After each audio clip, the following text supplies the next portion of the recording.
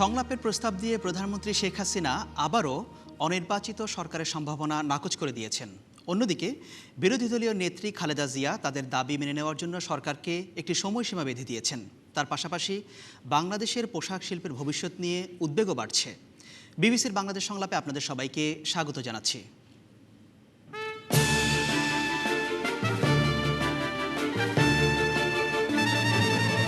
আজ প্যানেলে আছেন বেসামরিক বিমান চলাচল ও পর্যটন মন্ত্রী মোহাম্মদ ফারুক খান, বিএনপি চেয়ারপারসনের উপদেষ্টা ও সাবেক মন্ত্রী আমির খসরু মাহমুদ চৌধুরী, হেফাজতে ইসলাম বাংলাদেশের যুগ্ম মহাসচিব মাওলানা জাফরুল্লাহ খান এবং জাহাঙ্গীরনগর বিশ্ববিদ্যালয়ের অধ্যাপক নাসিম আক্তার হুসাইন।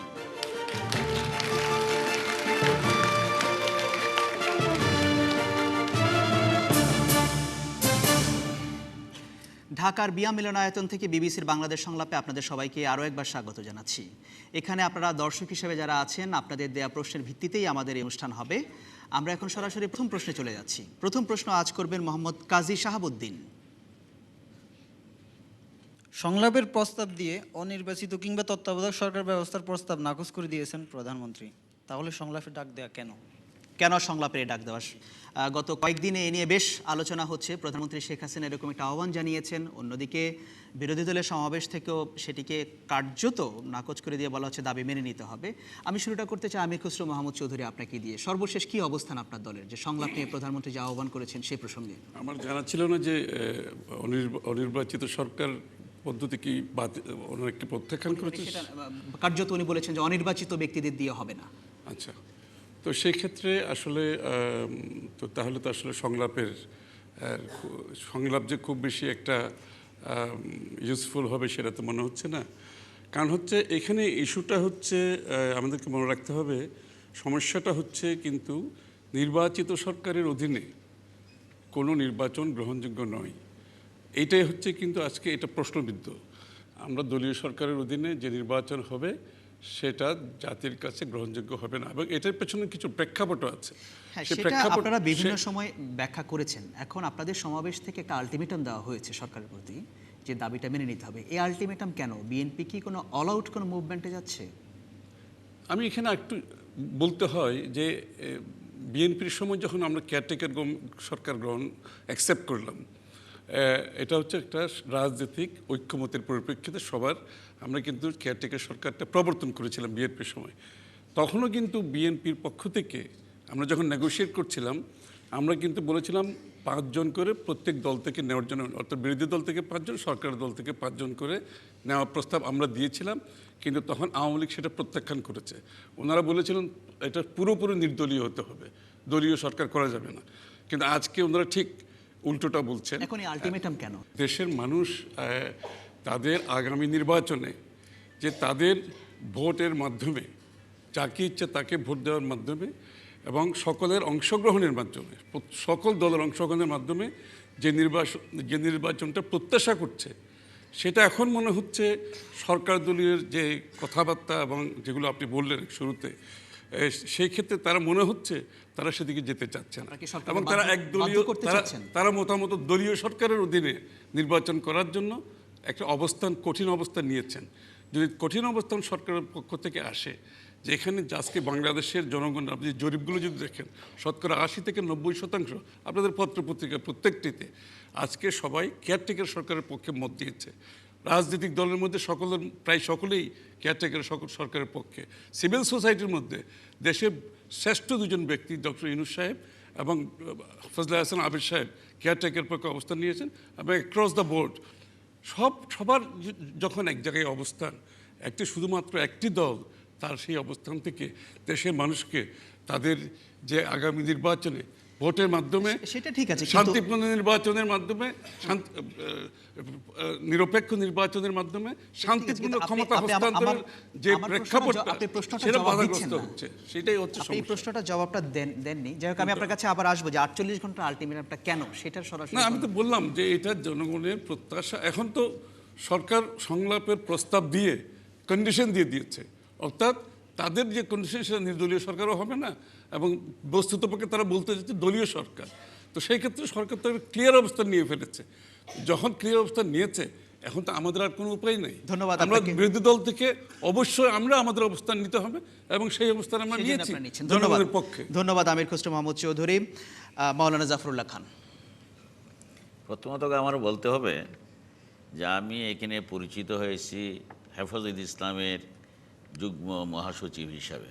সেই সময় রাজনৈতিক প্রশ্নের উত্তর দেওয়া আমার জন্য কষ্টকর। তবে আমার আরেকটা পরিচয় আছে, আমি বাংলাদেশ খেলাফত আন্দোলনের মহাসচিব। সেই সময় রাজনৈতিক প্রশ্নের উত্তরও দিতে পারি। সুতরাং আমি বলবো যে প্রচলিত আছে দেশে যে রাজনীতির শেষ কথা বলতে নাই। যে তত্ত্বাবধায়ক সরকার এটা সর্বপ্রথম উপস্থাপন করেন হযরত হাফিজ হুজুর রহমতুল্লাহ আলাই। তারপরে সেটাকে ফলো করেছেন অধ্যাপক গোলাম আজম।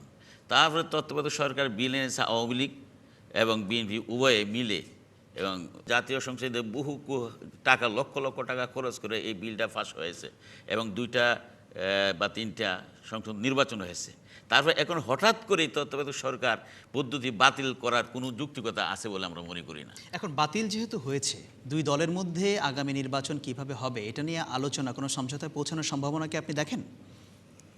এখন যেহেতু বরফ গলেছে, সুতরাং আমি মনে করি দেশের স্বার্থে, জনগণের স্বার্থে সংলাপে আসা উচিত। এসে তাহলে যে সমস্যা, বরফটা কোথায় গললো? কারণ সরকারের অবস্থানে আছে, বিরোধী দলের অবস্থানে আবারও আছে। আগে তো কোনো সংলাপে কোনো প্রশ্নই উঠতো না, আসাই যাবে না, বসাই যাবে না, এরকম ছিল। তো সুতরাং এখন যেহেতু সরকারি দলের পক্ষ থেকে আহ্বান জানানো হয়েছে, সুতরাং বিরোধী দলের নেত্রী আসা উচিত। তবে কথা হলো এই, আমরা এই পর্যন্ত দেখে আসছি সরকারের পক্ষ থেকে যত কথাগুলো বলা হয়েছে একটা কথা রক্ষা করে নাই। যদি এরকম বিরোধী দল নিশ্চিত হয় যে আমাদের কথাগুলো রক্ষা করা হবে, তাহলে অবশ্যই সংলাপে আসা উচিত। ধন্যবাদ আপনাকে জাফরুল্লাহ খান। দর্শকদের মতামত নিতে চাই এই প্রশ্নের উপরে। তৃতীয় সারিতে আপনি হাত তুলেছেন প্রথমেই।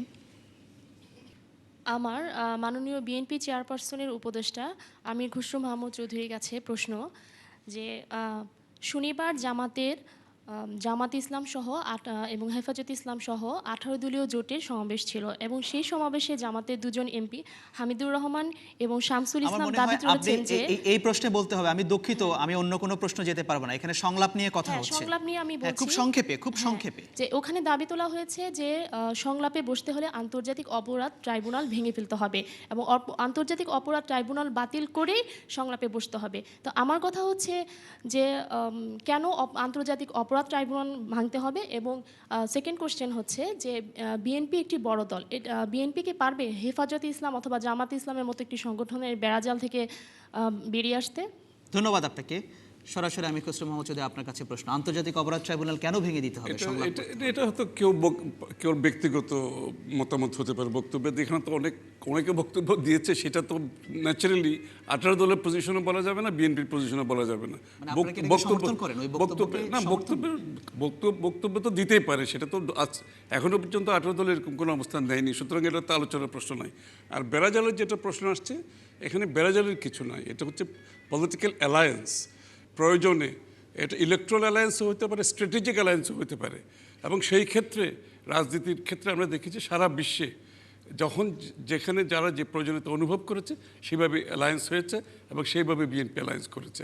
এবং বিগত দিনে আওয়ামী লীগও অনেক অ্যালায়েন্স বিভিন্নভাবে করেছে। আমরা ওনাদের দেখেছি খেলাফতের সাথে এগ্রিমেন্ট করতেও দেখেছি। আমরা কোনো এগ্রিমেন্ট করি না কারোর সাথে, আমাদের একটা অ্যালায়েন্স। আওয়ামী লীগকে আমরা দেখেছি এগ্রিমেন্ট করতে এবং সেখানে ওনারা ফতোয়া পর্যন্ত জায়েজ করার জন্য এগ্রিমেন্ট করেছিলেন। আমরা কোনো এগ্রিমেন্ট করিনি। নাসিম আক্তার হোসেন, সংলাপের সম্ভাবনা নিয়ে কথা হচ্ছে। আমি মনে করি যে গণতন্ত্রে যারা বিশ্বাস করেন তারা অবশ্যই সংলাপে বিশ্বাস করেন। এটা তো শুধু নির্বাচনকে সামনে রেখে সংলাপ আনুষ্ঠানিকভাবে একদম ঢাকঢোল পিটিয়ে হতে হচ্ছে কেন? গত 4 বছর ধরেই তো নানা প্রসঙ্গে দলগুলো সংলাপ করার কথা ছিল, একসঙ্গে বসে ঠিক করার কথা ছিল যে আমাদের গার্মেন্টস সেক্টরে নারী শ্রমিকদের এই হতভাগ্য অবস্থা কেন হচ্ছে, কেন মালিকরা এভাবে শোষণ করছেন, তারা কথা বলতে পারে না কেন, এত মানে দুর্বিনীত অবস্থা মুসলমানদের, সেটা বন্ধ করা, দুর্নীতি বন্ধ করা, সেগুলোতে করেন। গণতন্ত্র শুধু তো নির্বাচন নয়, নির্বাচন একটা অনেক বড় বিষয়, কিন্তু আরও অনেক প্রয়োজনে দলগুলোকে অবশ্যই বসতে হবে। আর নির্বাচন যখন আসন্ন তখন তাদের বসতে হবে।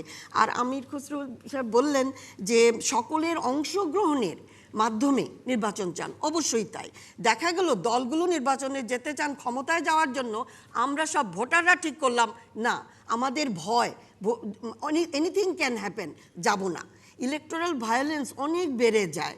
এবং এখন যে অবস্থা, নির্বাচনকে সামনে রেখে দলগুলো যা প্রদর্শন করছেন, শক্তি, সামর্থ্য, ক্ষমতা, মানে মাসল পাওয়ার, তাতে করে ভোটাররা ভয় পেয়ে যদি ভোটই দিতে না যান, তাহলে তো সেই নির্বাচন তারা চাইবেন না। সুতরাং তাদের বসতেই হবে। নাসিম আক্তার হোসেন, বিএনপি যে একটা আলটিমেটাম দিয়েছে 48 ঘন্টার, এটা কি এই যে চাপ তৈরি করে কোনো লাভ হবে আপনার মনে হয়? আমি রাজনীতির স্টুডেন্ট হিসাবে মনে করি এটা একটা গেম, রাজনীতি একটা খেলা।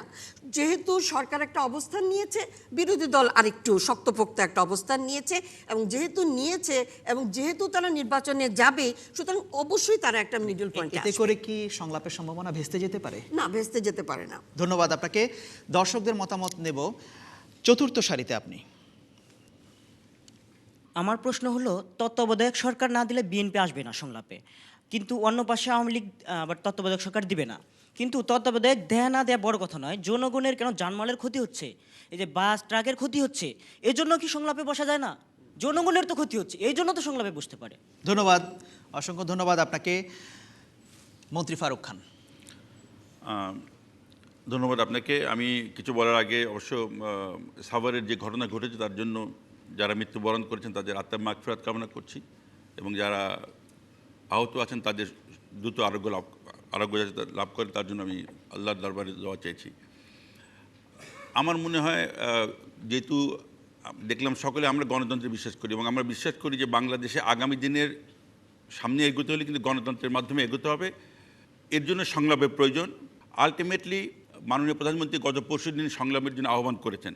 তিনি কিন্তু বলেছেন যে আলোচনা আসুন, আমরা সেখানে সরকারে বিরোধী দলও, অন্তর্বর্তীকালীন সরকারের মধ্যে বিরোধী দলকে কীভাবে নেওয়া যায় সেটা নিয়েও কিন্তু আলোচনা হতে পারে। সুতরাং আমার মনে হয়, আমি বিশ্বাস করি সংলাপটা হবে। নাসিম আপার সাথে একমত যে বিএনপি গত 4 বছর থেকে আমরা দেখছি তারা একটু এই ধরনের রাজনীতি করতে পছন্দ করে। আমার এক ভাইকে প্রশ্ন করতে দেখলাম যে ভাঙচুরে করে তো দেশের নির্বাচনকে সুষ্ঠু করা যাবে না।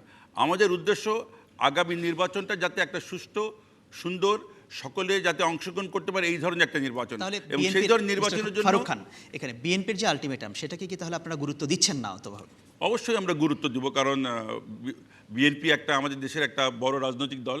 বাট আমি আশা করি বিএনপি তারা বলছে যে দাবি মেনে না, আলোচনা, তারা বলছে যে আগেকার ফর্মে, অর্থাৎ মানে আর্টিকেল 58 আগে যেভাবে ছিল তত্ত্বাবধায়ক সরকার সেভাবে যেটা ছিল। তত্ত্বাবধায়ক সরকার আনতে হবে। আমার মনে হয় পৃথিবীতে কোনো জায়গাতে এই ধরনের তত্ত্বাবধায়ক সরকার নাই, এবং যদি আপনি আমাকে একটু সময় দেন, আমরা সেই ধরনের তত্ত্বাবধায়ক সরকারের অধীনে, দ্যাট ইজ অনির্বাচিত তত্ত্বাবধায়ক সরকারের অধীনে আমরা 3টা নির্বাচন করেছি। এই 3টা নির্বাচন থেকে আমাদের অভিজ্ঞতাটা কী? এই 3টা নির্বাচনের সময় আমরা কি দেখেছি? আমরা দেখেছি যে এটা একটা উইক সরকার, 2বার মিলিটারি কু হয়েছে। 96 একবার মিলিটারি কু হওয়ার চেষ্টা হয়েছে, আবার পরবর্তীতেও হয়েছে। এই সরকার, গতবার আমরা কি দেখলাম, এই সরকার দায়িত্ব নেওয়ার পরে 2 বছর পর্যন্ত তারা দায়িত্বে থেকেছে। আমরা দেখেছি যে এই সরকারের সময় বাংলাদেশের বিদেশি ইনভেস্টমেন্ট কমে গেছে। আমার মনে হয় অত ব্যাখ্যায় যাওয়ার দরকার নেই। এখন যে প্রশ্নটা উঠেছে যে নাসিম আক্তার হোসেন যেটা বলছেন, উনি মনে করেন না যে আলটিমেটাম বা আপনাদের অবস্থান আলোচনা ভেস্তে যেতে পারে। আপনার কি মনে হয় যে আমি একটু তাই বললাম যে আমি আশা করি আলটিমেটাম আর যাই হোক, বিএনপি বাংলাদেশের একটা বড় রাজনৈতিক দল হিসেবে জনগণকে ভালোবাসে, এটা বিশ্বাস করে আমি মনে করি তারা আলোচনা আসবে। মাননীয় প্রধানমন্ত্রীর আলোচনা করার যে প্রস্তাব সেটা খুবই ওপেন এন্ডেড। আলোচনার মাধ্যমে ইনশাআল্লাহ শর্ত দেওয়া আছে যে তত্ত্বাবধায়ক সরকার বা শর্তহীন কোনো আলোচনা হতে পারে কি? মাননীয় প্রধানমন্ত্রী কিন্তু কোনো শর্ত দেননি, তিনি খালি বলেছেন যে অনির্বাচিত হবে না। অন্তর্বর্তীকালীন সরকার অনির্বাচিত ব্যক্তি দিয়ে পৃথিবীর কোথাও হয় না, শুধুমাত্র বাংলাদেশে হয়েছে, এবং সেটার কারণে আমাদের কী অবস্থা হয়েছে সেটা আমরা জানি। ধন্যবাদ ফারুক। আমি একটু দর্শকদের মতামত নিতে চাই। অনেকেই হাত তুলেছেন, একদম পেছনের সারিতে মন্তব্য করবেন, কোনো প্রশ্ন নয় এই প্রসঙ্গে। আমি বলতে চাচ্ছি যে এই যে অনির্বাচিত সরকারের পক্ষে তাহলে যে বর্তমান যে রাজনৈতিক সংকট, এই সংকট থেকে আমাদের উত্তরণ সম্ভব নয়। ধন্যবাদ আপনাকে। এখানে তৃতীয় সারিতে আপনি। 48 ঘন্টার আলটিমেটাম পারপাস ম্যাডাম এখনই বললেন এইটা একটা রাজনৈতিক খেলা। আর আমাদের শ্রদ্ধেয় আমির খসরু মাহমুদ স্যার উনি মাথা ঝুঁকায়া সেইটাই সমর্থন করলো। আমার প্রশ্ন হচ্ছে যে কতদিন আপনারা রাজনীতি খেলা খেলবেন আর আমরা সাধারণ মানুষ কতদিন নিষ্পেষিত হতে থাকবো? ধন্যবাদ। আমাদেরকে কি মেহেরবানি করে এটার থেকে বাঁচাবেন? ধন্যবাদ, ধন্যবাদ আপনাকে। এখানে সামনের সারিতে খুব সংক্ষেপে। বর্তমান সরকার এসেছে ক্ষমতায় তত্ত্বাবধায়ক সরকার অধীনে নির্বাচন করে, তাহলে আমাদের মাননীয় প্রধানমন্ত্রী কেন তত্ত্বাবধায়ক সরকার ব্যবস্থা মেনে না নিয়ে দেশকে সংঘাতময় অবস্থার দিকে ঠেলে দিচ্ছে? ধন্যবাদ আপনাকে। আমি আসতে চাই আমির খসরু মাহমুদ চৌধুরী আপনার কাছে। প্রথমে আমি বলি, এটা রাজনৈতিক খেলা উনি বলেন না, এটা উনি বলছেন রাজনৈতিক অবস্থান। এটা বোধহয় আপনি ভুল শুনেছেন। আচ্ছা, আচ্ছা, যাই হোক, আচ্ছা, যাই হোক, আপনি সেটাকে সমর্থন আমি করেছেন। বলেছি রাজনৈতিক অবস্থান। আমি কিন্তু আমার বক্তব্যে বলেছি পরিষ্কারভাবে রাজনৈতিক অবস্থান আমরা নিয়েছি। উনি কি বলেছে সেটা তো ওনার নিজের ব্যক্তিগত মন্তব্য। আমি বলেছি পরিষ্কারভাবে এটা একটা রাজনৈতিক অবস্থান। আর এখানে না না সমস্যা, যাই হোক, ওনার মন্তব্যটা আমরা শুনি। আমি যেটা বলেছি সেটা আমি মাথা নেড়েছি, সেটা কি হচ্ছে, আবার বডি ল্যাঙ্গুয়েজ দিয়ে তো আপনি জাজ করলে তো হবে না, তাই না? এটা তো আমার বক্তব্য হচ্ছে এখানে মূল কথা। তো এটা আমাদের রাজনৈতিক অবস্থান, যেটা আপনি কারেক্টলি বলেছেন, এটা আমাদের রাজনৈতিক অবস্থান এবং স্বাভাবিকভাবে বিরোধী দল হিসেবে আমরা জনগণের পক্ষে আমাদের অবস্থান নেওয়ার জন্য অধিকার আছে, সেজন্য নিয়েছি। এবং ফারুক খান সাহেব যেটা বলে পৃথিবীর কোথাও নেই, তাহলে পৃথিবীর কোথাও না থাকলে আপনারা কোন দুঃখে এই 171 দিন হরতাল করে লাঠি দিয়ে মানুষ মেরে বাসে আগুন লাগিয়ে, আমার অফিসে পর্যন্ত আগুন লাগিয়েছে, আমার বাসায় বোমা মেরেছে, কোন দুঃখে আপনারা এত কষ্ট করে এই কেয়ারটেকার সরকারটা আপনারা করেছিলেন তখন? দ্বিতীয় কথা হচ্ছে কেয়ারটেকার সরকারটা কেন এসেছিল? ইট ওয়াজ না, এখানে এটা বলতে হবে না answer. It is the doctrine of necessity. এইটা কিন্তু কোনো যে সব বলা হয় এটা কোর্ট থেকে অর্ডার দেওয়া হয়েছে সংসদে, এগুলো কোর্ট অর্ডার কোনো ব্যাপার নাই। এটা ডক্ট্রিন অফ নেসেসিটি হচ্ছে দেশের নিরাপত্তা, জাতির নিরাপত্তা, জনসাধারণের স্বার্থে এই আইনটা সব আইনের ঊর্ধ্বে। রাজনীতিবিদদের আস্থার অভাব এবং দেশের শান্তির জন্য এটা করা হয়েছে। শুনেন, এই অবস্থার কিন্তু কোনো পরিবর্তন হয়নি, এটা কোনো পরিবর্তন হয়নি। সময় খুবই কম। এই আইনটা যদি যেতে হয়, এটা যেভাবে জনগণের কনসেনসাসের মাধ্যমে আসছিল, সব দলের কনসেনসাস, আবার যদি যেতে হয় কনসেনসাসের মাধ্যমে যেতে হবে। আওয়ামী লীগ এটা একা করার কোনো অধিকার নাই এবং আওয়ামী লীগ সরকার হিসাবে সিদ্ধান্ত নিতে পারে না দেশের নির্বাচন কিভাবে হবে। ওনাদেরকে মানুষ ভোট দিয়েছিলেন দেশ পরিচালনা করতে, নির্বাচন কিভাবে হবে এই সিদ্ধান্ত আওয়ামী লীগ দিতে পারে না। আপনার কাছে 30 সেকেন্ড সময় পাবেন। ঠিক আছে, আমি মনে করি যে আসলে তত্ত্বাবধায়ক সরকার ব্যবস্থাটা এসেছিল আউট অফ নেসেসিটি। সেই নেসেসিটিটা কি?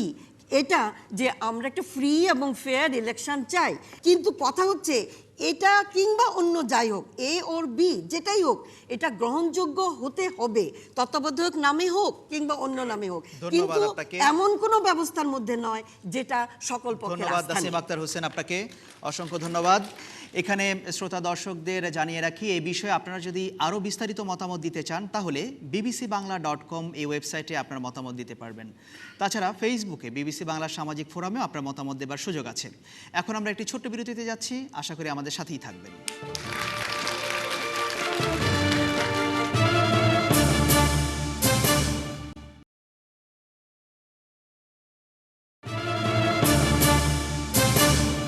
বিরতির পর আবারও ফিরে এলাম। আপনারা দেখছেন বিবিসির বাংলাদেশ সংলাপ, সাথে থাকার জন্য অসংখ্য ধন্যবাদ।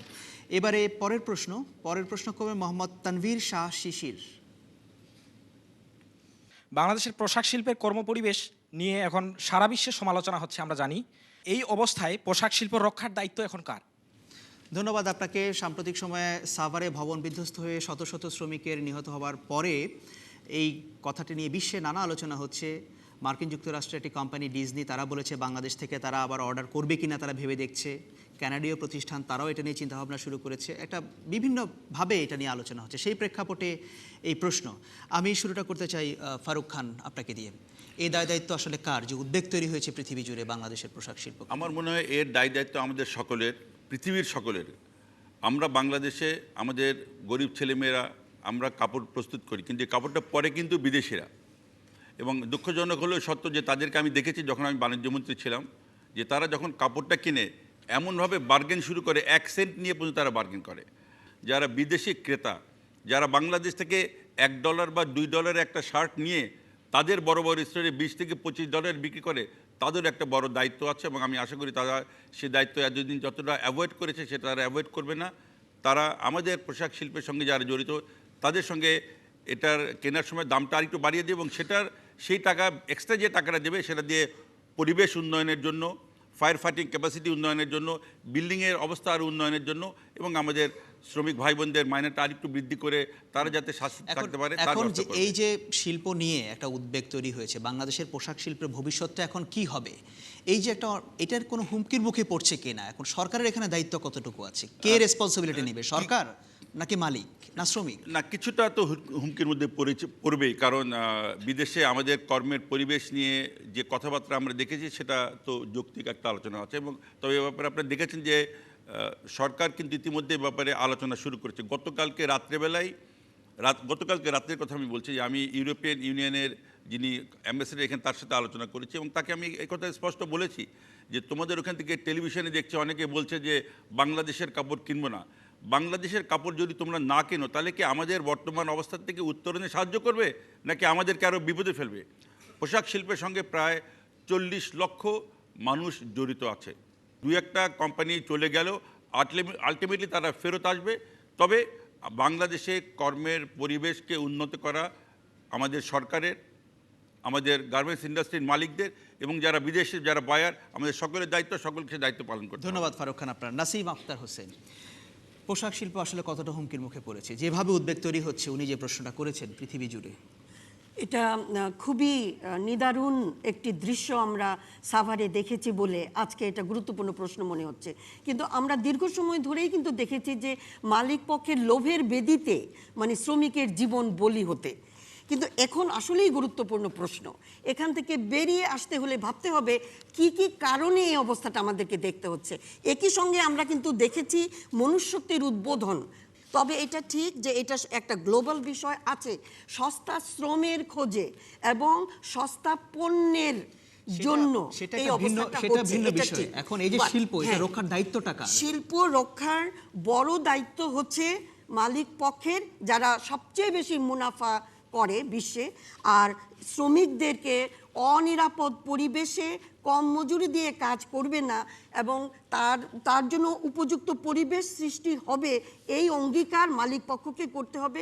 এদের দেখভাল করে যে বিজিএমই এ পৃষ্ঠপোষকতা করে মালিকদের, শ্রমিকের স্বার্থ দেখে না, তাদেরকে দেখতে হবে। আমি মনে করি উচ্চ পর্যায়ের একটা জাতীয় কমিশন এখন গঠন করার সময় হয়েছে, যারা কিনা গার্মেন্টস শিল্পের সমস্ত সমস্যাগুলোকে ব্যাপক হারে ইন্টেন্সিভলি দেখবেন এবং এমনকি বাইরের পক্ষের সঙ্গেও সেই যোগাযোগটা তৈরি করা হবে যে এখানে শুধু আমাদের মালিকরা যে বেশি মুনাফা খেয়ে নিচ্ছে তা তো নয়, বড় একটা মুনাফা চলে যাচ্ছে বাইরের ইনভেস্টরদের, যার পুঁজি আছে। এটা তো একটা পুঁজির যুগ, পুঁজিপতিরা নিয়ে নিচ্ছে, সেখানেও আন্তর্জাতিক বার্গেনিং করতে পারবে। এখানে কি আপনি বলছেন যে একা শুধু সরকারের দায়িত্ব নয়, এটা কি বোঝাতে সরকার? চাচ্ছেন? অবশ্যই সরকার। সবচেয়ে বড় কার রোল আমি মনে করি সেটা হচ্ছে শ্রমিকের নিজের।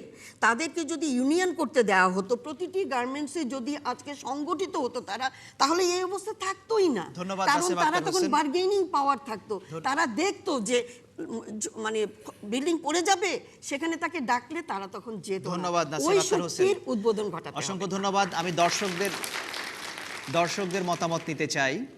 আপনি একদম পেছনের সারিতে হাত তুলেছেন। যেভাবে উদ্বেগ বাড়ছে পৃথিবী জুড়ে, অনেকে বলছেন বাংলাদেশের তৈরি পোশাক খাত হুমকির মুখে পড়েছে, এটাকে রক্ষার দায়িত্বটা এখন কার? মালিকের? অবশ্যই এটাকে রক্ষার দায়িত্ব মালিকদের প্লাস সরকারের, বিজিএমইএ প্লাস সরকার, এই দুই সরকার এবং বিজিএমইএ মিলিয়েই এই সমস্যা সমাধান করতে পারে এবং বিশ্বে পোশাকের যেই পরিমাণ চাহিদা ছিল সেটা একবার ফিরিয়ে আনতে পারে। ধন্যবাদ আপনাকে। এই কোণে আপনি অনেকক্ষণ ধরে হাত তুলছেন,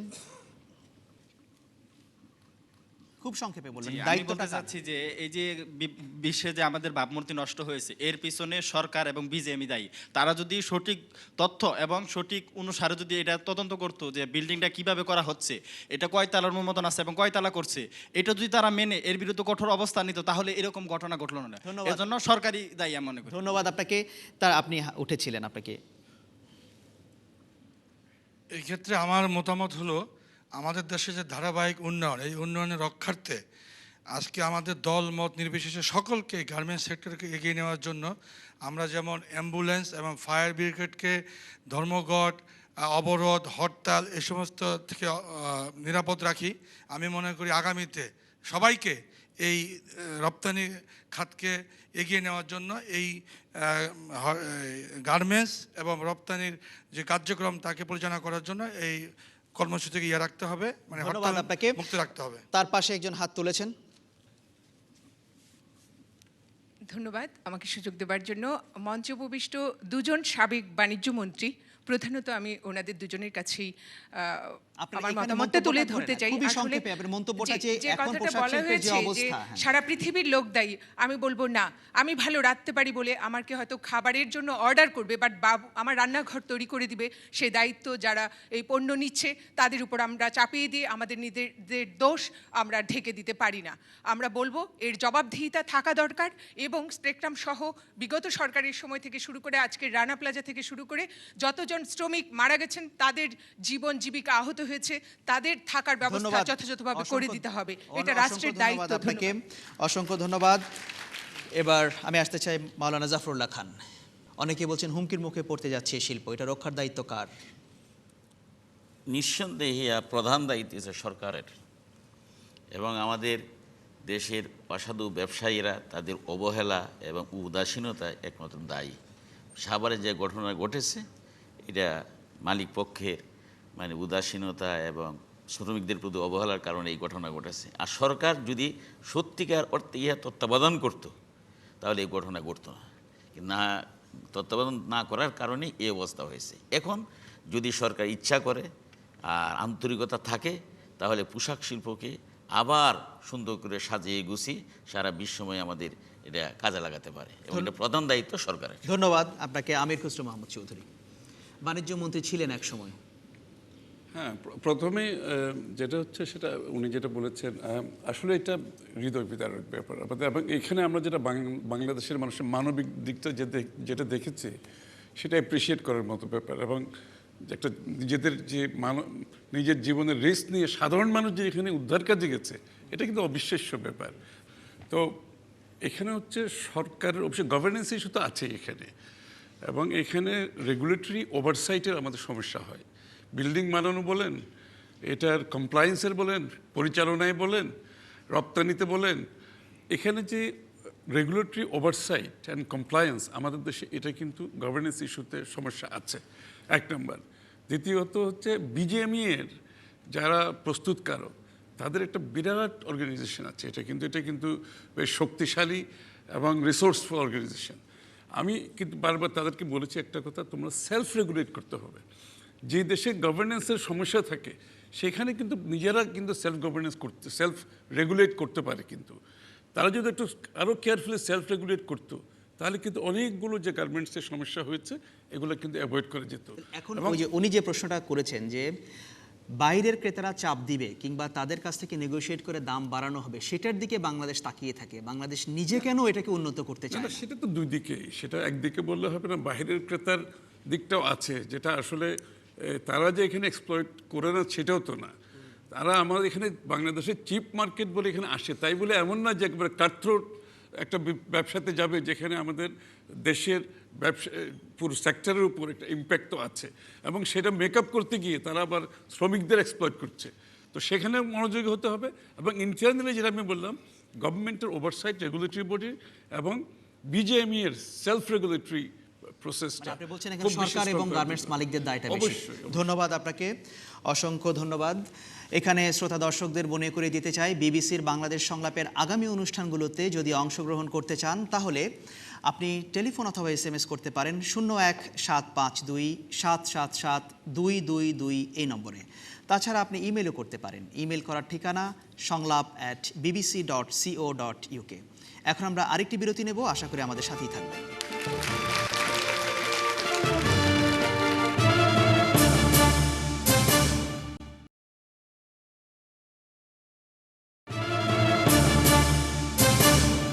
বিরতির পর আবারও ফিরে এলাম। আপনারা দেখছেন বিবিসির বাংলাদেশ সংলাপ। সাথে থাকার জন্য অসংখ্য ধন্যবাদ। এখন আমরা পরের প্রশ্নে যাব। পরের প্রশ্ন করবেন মোহাম্মদ দেলোয়ার রহমান দীপু। আমার প্রশ্নটা রয়েছে হেফাজতে ইসলামের যুগ্ম মহাসচিব মাওলানা জাফরুল্লাহ খানের কাছে। আমার প্রশ্নটা হচ্ছে যে 13 দফা দাবিকে হেফাজতে ইসলাম এদেশের 90% মানুষের দাবি বলে প্রচার করছে, এবং তাদের কি নির্বাচনে দাঁড়িয়ে বিষয়টি ফয়সলা করা উচিত নয়? ধন্যবাদ আপনাকে। সাম্প্রতিক সময় বিষয়টি নিয়ে বেশ আলোচনা হচ্ছে। আপনি প্রশ্নটা যদিও ওনার কাছে করেছেন, হেফাজতে ইসলামের যুগ্ম মহাসচিব ওনার কাছে, উনিও উত্তর দেবেন, বাকি সবাই উত্তর দেবেন, আপনারাও মতামত দেবেন এই বিষয়টি নিয়ে। শুরুটা করতে চাই হেফাজতে ইসলামের যুগ্ম মহাসচিব মাওলানা জাফরুল্লাহ খান, যে আপনারা যে দাবিগুলো উত্থাপন করেছেন 13 দফা দাবি, বলছেন এটা এই দেশের 90% মানুষের দাবি, সেটাই যদি হবে তাহলে এটা কি নির্বাচনে দিয়ে, নির্বাচন করে এটার ফয়সলা করা উচিত না? আমরা তো নিশ্চিত যে দেশের মানুষ মুসলমান এবং 90% মুসলমান, সেই হিসাবে আমরা বলেছি যে এই দাবিগুলো কোরআন ও সুন্নাহ ভিত্তিক, সুতরাং এই দাবিগুলো মুসলমান মাত্রই মেনে নিবে এবং সমর্থন করবে, বিশ্বাস করবে।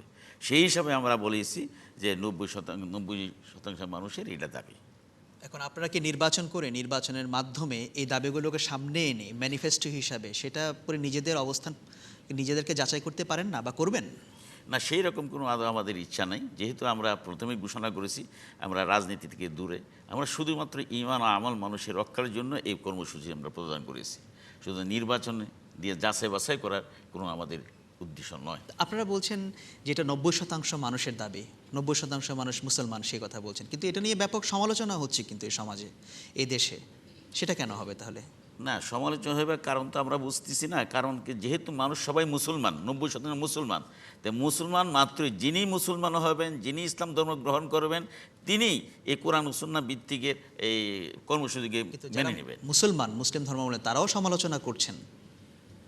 তারা সমালোচনা যদি করেন, না বুঝে করবেন, কিন্তু মুসলমান হয়ে আবার কোরআন সুন্নাহ বিরোধী কোনো কথাকে সমর্থন করবেন বা সমালোচনা করবেন, এটা হইতে পারে না। ধন্যবাদ আপনাকে। নাসিম আক্তার হোসেন, 13 দফা দাবি, নির্বাচনে গিয়ে এটার একটা পরীক্ষা দেওয়া উচিত কিনা আপনার কি মনে হয়? উনি যে প্রশ্নটা করেছেন, হেফাজতের যুগ্ম মহাসচিব ঠিকই বলেছেন যে নির্বাচনে গিয়ে তাদের পরীক্ষা দেওয়ার প্রয়োজন নেই, এই কারণে যে তারা তো একটি রাজনৈতিক দলও নয়, তারা একটি প্ল্যাটফর্ম। তাহলে একটা রাজনৈতিক প্ল্যাটফর্ম থেকে আমি মনে করি যে তাদের আসলে কাজটা হবে যা তারা চান সেগুলো নিয়ে জনমত সংগ্রহ করা, সেটি আপনারা আসলে করতে পারেন।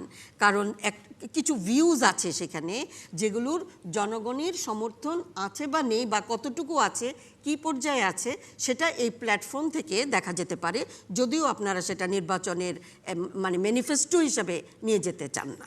আপনি এই দাবিগুলোকে কিভাবে দেখেন?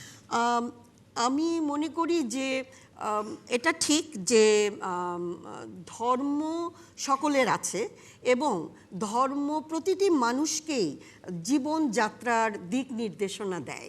আবার সে যে ইসলামের কথা বলা হচ্ছে, সেখানে আমি নারী হিসেবে বলতে পারি যে আমার ধর্ম ইসলাম, আমি যে নারী, আমাকেও পরিপূর্ণ বিকাশের সুযোগ দেওয়ার কথা বলেছে, এবং নারী হিসেবে যদি আমি পরিপূর্ণ বিকশিত না হই তাহলে আমার মেধা দিয়ে আমি মানবজাতির কল্যাণ করতে পারবো না। তাহলে নারীর অগ্রগতি ব্যাহত হয়। এমন 4 নম্বর যে আপনাদের দাবিটি আছে এবং 5 নম্বরেও নারী নীতি নিয়ে যে বক্তব্য আছে, এ দুটোতে নারীর অধিকার রক্ষা, নারীর অগ্রযাত্রাকে বহমান রাখা, নারীর সমান মর্যাদা রক্ষা করা এবং সমান সুযোগ তৈরি করা, এগুলো বিঘ্নিত হবে। তাহলে কি আর বাকি দাবিগুলোকে কি আপনি সমর্থন করেন? না, বাকি দাবিগুলো তো আমি সবগুলো ধরে ধরে এখন কথা বলতে পারবো না, কিন্তু আমি এটার বিষয়ে আমি যুগ্ম মহাসচিবের কাছে মন্তব্য দাবি কি মানা যায়? মানা না মানার গণরায় তো তারা এখনো চাচ্ছেন না। না, আপনি কি মনে করেন মানা যায় কিনা? আপনি তো একজন বিশ্ববিদ্যালয়ের অধ্যাপক। আমি মনে করি যে এগুলো নিয়ে কথা বলার সুযোগ আছে। একটি 13 নম্বর যে দাবিটি, সেটিতে তারা মাইনরিটি রাইটসের কথা বলেছেন, যেটি আমি মনে করি যে চমৎকার। সাম্প্রদায়িক সম্প্রীতি রক্ষা করার জন্য যে মেজরিটি ধর্মাবলম্বী যারা, তারা যেন ভুলে যায় না দেশটা শুধু মুসলমান, অন্য ধর্মের মানুষ আছে, এটা যে তারা খেয়াল করেছেন এবং তাদের দাবির কথা বলেছেন, দিস ইজ গুড। ধন্যবাদ নাসিম আক্তার হোসেন। পেছনের সারির আপনি। আসসালামু আলাইকুম। আমি বলতে চাই যে আসলে আমরা সকলেই যারা মুসলমান, কোরআন সুন্নাহ সম্পর্কে আমাদের পরিপূর্ণ জ্ঞান না থাকায় আজকে এই অবস্থা তৈরি হয়েছে। যদি আমাদের কোরআন সুন্নাহ মোতাবেক পরিপূর্ণ জ্ঞান থাকতো এবং আমরা আমাদের সত্যিকারে মুসলমান হিসেবে যতটুকু আমাদের জানা থাকা উচিত ছিল তা যদি আমাদের জানা থাকতো, তাহলে আজকে হেফাজতের যে 13 দফা দাবি তার বিপক্ষে একজন মুসলমানও বিরোধিতা উনি করতো না। উনি যে প্রশ্নটা তুলেছেন যে এই দাবিগুলো নিয়ে এটা যদি 90% মুসলমানের দাবি হয়েই থাকবে, সেটাকে নির্বাচনে দিয়ে পরীক্ষা করা উচিত না, কিনা? হেফাজত তো শুরু থেকেই ঘোষণা দিয়ে দিয়েছে এটা কোনো রাজনৈতিক প্ল্যাটফর্ম নয়, বরঞ্চ প্রত্যেকটি মুসলমানের দাবি।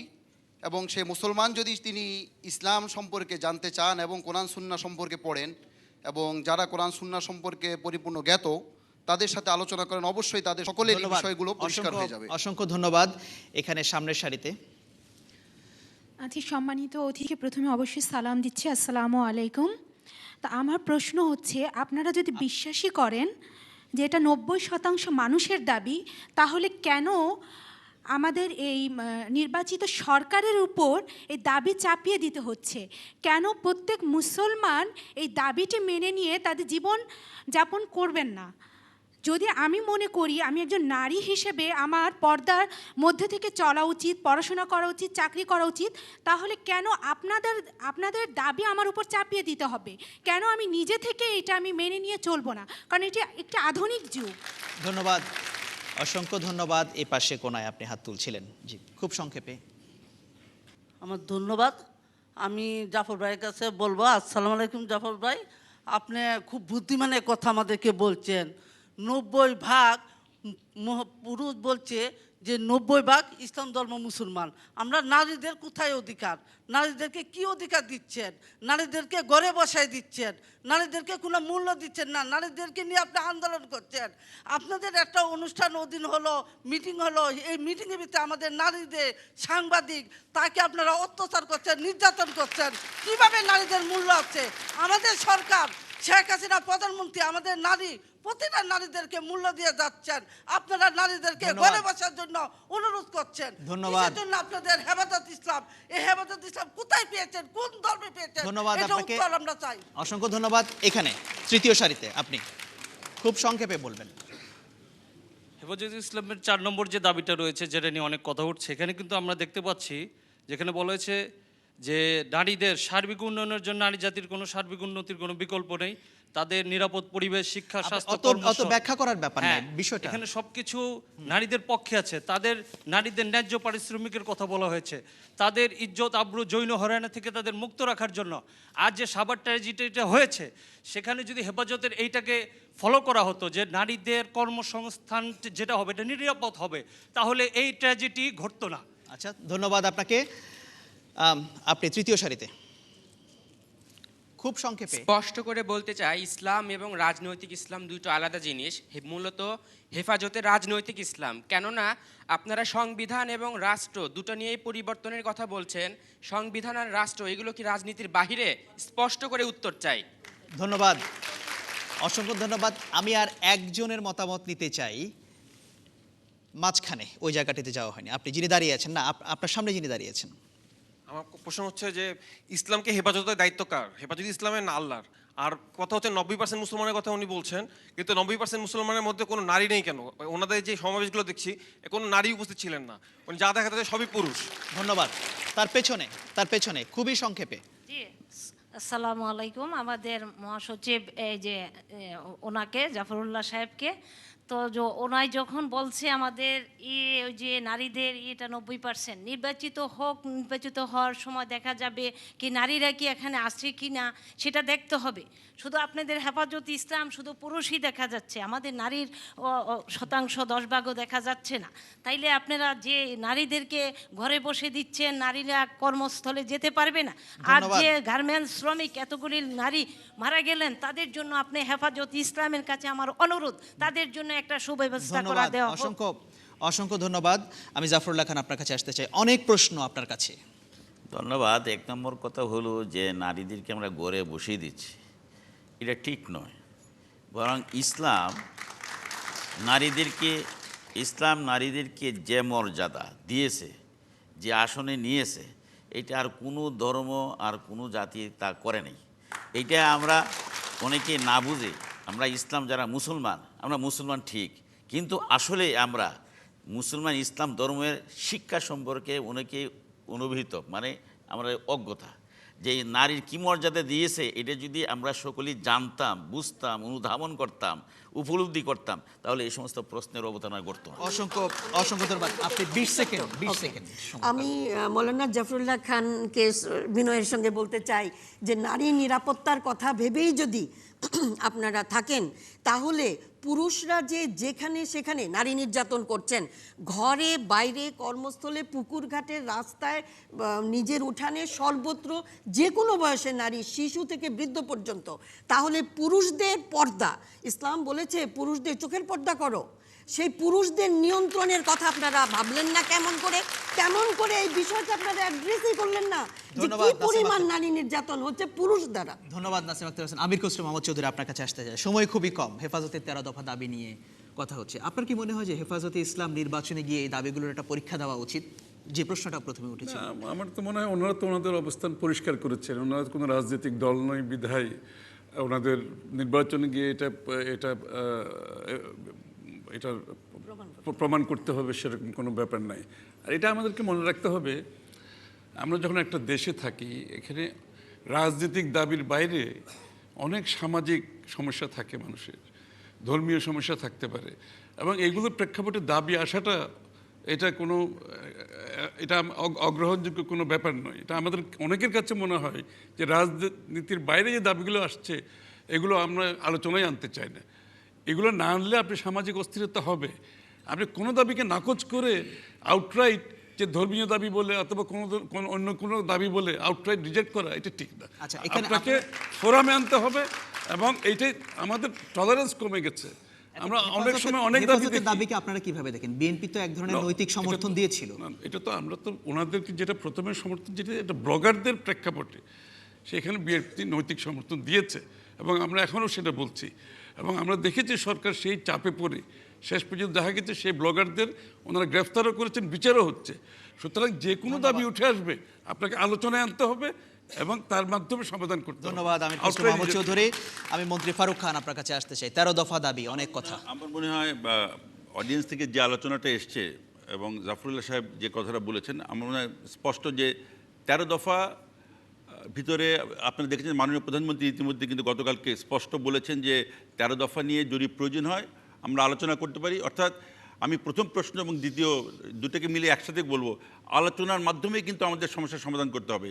বাংলাদেশ একটা গণতান্ত্রিক দেশ, এখানে প্রতিটি মানুষের অধিকার আছে, সেই অধিকারকে রক্ষা করে মানুষ যেভাবে চলতে চায় সেভাবে চলতে হবে। তবে আমি একমত জাফরুল্লাহ সাহেবের সাথে যে ইসলামের যে কথা, সেখানে কিন্তু নারীর প্রতি সম্মান দিয়ে কথা বলা হয়েছে। সুতরাং আমাদেরকে সেটাকে আমাদের সমাজে সেটাকে বাস্তবায়ন করতে হবে, কিন্তু সেটা চাপ দিয়ে বাস্তবায়ন করার কোনো অবকাশ নাই। হেফাজতের আমাদের আলেম ওলামা সাহেবদেরকে আমি অনুরোধ করব, মাননীয় প্রধানমন্ত্রী এইভাবে তাদের সঙ্গে আলোচনা বসতে বলেছেন, আমি আশা করি মাননীয় প্রধানমন্ত্রীর সঙ্গে যে বসবেন এবং আলোচনার মাধ্যমে গ্রহণযোগ্যভাবে আজকের প্রেক্ষাপটে কীভাবে আমরা সকলে মিলে সামনের দিকে এগিয়ে যেতে পারি সেভাবে নিয়ে আমরা সংলাপের মাধ্যমে সামনে যাবো ইনশাআল্লাহ। ধন্যবাদ আপনাকে। আমি এক সেকেন্ড আলটিমেটামের ব্যাপারে উনি যেটা বলেছেন, উনি আলাপ আলোচনার কথা বলছেন, ওনারা যে তত্ত্বাবধায়ক সরকার বাতিল করে দিয়েছিল সেটা কি সব রাজনৈতিক দলের মতামত নিয়ে ওনারা কি বাতিল করেছিল? এটা কিন্তু আচ্ছা, আমরা সেই বিতর্কে না যাই, আমরা এখন অন্য জায়গায় আছি, সেটা আমরা বলেছেন, আপনারা দুজনেই ব্যাখ্যা করেছেন। আমার মনে হয় আমি একটু দর্শকদের কাছে মতামত দিতে চাই। অনেক হাত আচ্ছা, আপনি দাঁড়িয়েছেন। আমি আমার মতামতের মধ্যে যে বিষয়টি স্পষ্ট করতে চাই যে এখানে অনেকেই হেফাজতে ইসলামের যে 4 নম্বর দফা এটা নিয়ে কথা বলেছেন যে নারীদের বিরোধী। আমি সকলকে বিনীত অনুরোধ করব এই দফাটি আপনারা আগে পড়ুন। এখানে নারীদের বিপক্ষে কোনো কথা লেখা নেই, বরং যা লেখা রয়েছে এটা নারীদের পক্ষে। ধন্যবাদ আপনাকে। তার পাশে, ওই পাশে, বাম পাশে একজন দাঁড়িয়েছেন। শেষ এর মাধ্যমে আশা করি আমি বলতে চাই যে এতদিন পর আপনাদের আবির্ভাব ঘটেছে এবং আপনারা নিজেদেরকে মুসলমান দাবি করছেন। তো এই মুসলমানটা কেন দাবি করছেন? জনগণকে দেখানোর জন্য, না নিজেকে দেখানোর জন্য, না আল্লাহকে দেখানোর জন্য? অসংখ্য ধন্যবাদ আপনাদের মতামত দেওয়ার জন্য। আমাদের হাতে আজকে সময় একেবারেই শেষ হয়ে এসেছে, আমি আর সুযোগ দিতে পারছি না। ধন্যবাদ জানাচ্ছি প্যানেলে আপনারা যে 4 জন আছেন, আপনাদের 4 জনকে। একই সাথে আমি ধন্যবাদ জানাচ্ছি এই মিলনায়তনে উপস্থিত দর্শকদেরকে। ধন্যবাদ রইল চ্যানেল আই কর্তৃপক্ষ এবং বিয়াম ফাউন্ডেশনের জন্য। বিবিসি বাংলাদেশ সংলাপের আগামী অনুষ্ঠানটি হবে ঢাকায়। সেই পর্যন্ত বাংলাদেশ সংলাপের আগামী অনুষ্ঠান দেখার আমন্ত্রণ জানিয়ে আমি আকবর হোসেন এবং আমার সাথে অনুষ্ঠানের প্রযোজক ওয়ালি রহমান মিরাজ আমরা এখানেই বিদায় নিচ্ছি।